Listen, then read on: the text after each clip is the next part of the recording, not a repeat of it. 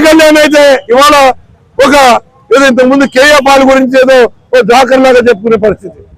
ఇవాళ KA Paul చాలా ఆలోచన పరుడు. ఇవాళ జాకర్ ఎవరైనా అంటే మన సినిమా పవర్ స్టార్ గురించి చెప్పుకునే పరిస్థితికి వచ్చింది ఆయన. ఎందుకంటే ఆయనకి రాజకీయ అవగాహన ఉందో పరిజ్ఞానం ఉందో తెలియదు. ఇవాళ ఏం మాట్లాడతాడో రేపేం మాట్లాడాడో మొన్నేం మాట్లాడాడో ఒకదానికి ఒకరి పొంతం లేకుండా ఎప్పటికప్పుడు ఏదో ఒక విషయం నుంచి కొత్త విషయంగా మాట్లాడేసి జరిగిపోయినండి మర్చిపోయినట్టుగా వ్యవహరించడం ఉన్నది ప్రజలందరూ చాలా హాస్యాస్పదంగా చెప్పుకుంటారు.